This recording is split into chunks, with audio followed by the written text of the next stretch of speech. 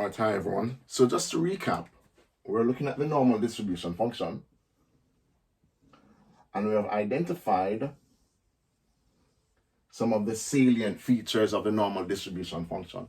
So we have identified that the normal distribution function is symmetric about the mean. We know that because it's a probability distribution, the area below the normal distribution function must add to 1. And since it's symmetric, that will be evenly divided left of the mean and right of the mean.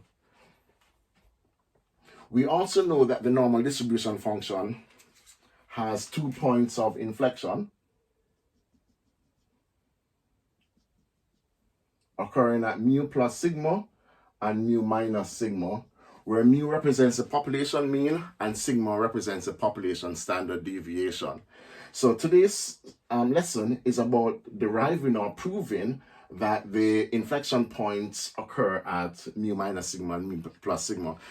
Now, depending on the exam board that you're doing, generally this is not going to be a standard requirement, but I think it is beneficial to tie in or to marry up the techniques that you'd have learned from the pure modules, and then see how those techniques can be applied to the statistics module, the applied modules. So it's a good way of showing the fluency in your mathematical thinking as well as your technical capacities. All right, so let's have a go here and differentiate the probability density function for the normal distribution. In order to do this, we're going to require the following prerequisite knowledge. So we need to know that if y is equal to e of g of x, we have the exponential function, then dy dx is equal to g dash x times e of g of x. So we multiply the original function by the derivative of the power. My apologies for that. The second note that we will require will be that the point of inflection will occur when d square y dx square is equal to 0. So the unnecessary but not a sufficient condition is that the second derivative at the point of inflection must be 0. So let's have a go now at proving that mu minus theta and mu minus sigma and mu plus sigma are indeed the x coordinates of the inflection point. So what we want to do is we want to identify first the probability density function f of x, which is 1 over sigma square root of 2 pi e to the minus a half x minus mu over sigma all square. So we're going to differentiate this. In order to differentiate, we're going to apply this rule, but we're also going to apply the chain rule because we have a linear function raised to a power. So f dash x will be equal to, let's differentiate this, we're going to multiply the outside by the power and then multiply the remaining expression by the derivative of the inside. So that's the layman's way of interpreting or understanding the chain rule. So what we're going to have then is minus a half times 2 and then multiply by the differentiation of the inside, which is going to be 1 over sigma, and then we're going to be left with x minus mu over sigma. So when we differentiate all of this, we should get that, and convince yourself that that is indeed accurate. And then we're going to multiply by the original function, which is going to be f of x. So let's simplify this a little bit. Minus a half times 2, that gives us minus 1. Sigma times sigma gives us sigma squared. So f dash x is equal to minus x minus mu all over sigma squared times f of x. So for the time being, I'm going to just leave it as f of x rather than replace it with this, since it will just take a little bit more wall space. Now, let's differentiate this and solve for f double dash x.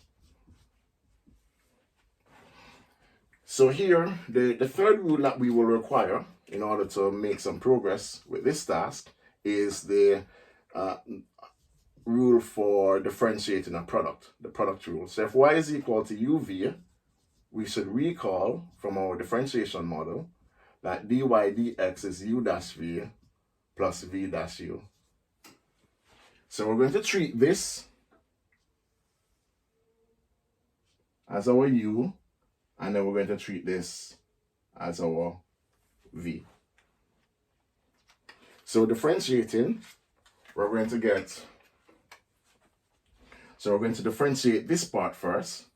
So that's going to be minus 1 over sigma square, say u dash times v times f of x, plus, now we need v dash, which is going to be f dash x. So v dash times u, which is minus 1 times x minus mu over sigma square. And all of that must be set equal to 0. All right, so what can we do from here? Well, from here, we can sub in what f dash x is. F dash x is this expression right here. So f double dash x is equal to minus 1 over sigma square f of x plus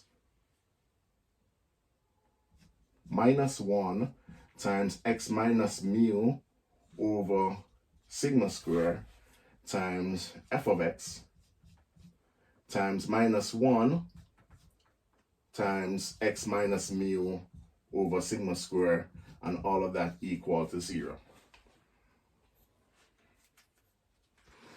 All right, so let's look at what we have here. So we have f of x, and f of x is common to both expressions. So we can divide through by f of x, making our work a little bit easier. So divide through by f of x, that goes. Next thing, we notice here that we have a minus 1 over sigma square, so we could divide through by minus 1 over sigma square. So if we divide through by minus 1 over sigma square, that will go, and that will go with that. All right, so let's look at what remains.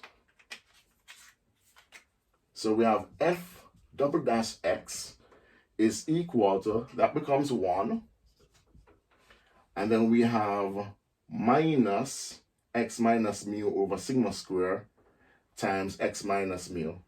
So 1 minus x minus mu all square over sigma square. So x minus mu times x minus mu gives us x minus mu over sigma square. So from here, we can set that to 0 and rearrange. We can multiply both sides by sigma square. So this implies that sigma square is equal to x minus mu all square. So multiply both sides by sigma square and then isolate. And then from here, we square root both sides. So plus minus sigma is equal to x minus mu. And then finally rearrange for x. So x is equal to mu plus minus sigma, as is required by our original result. So as I noted before, this marries up some of the skills from our pure modules, and therefore is a good opportunity for us to, I think, in an accessible way, demonstrate our fluency with the algebra and calculus in particular, and statistics. Now, moving from here, I think what might be expedient is, well, could we draw the second derivative, the f dash x graph, based upon our understanding of some of the critical points on the normal distribution function. All right, so let's have a go at that.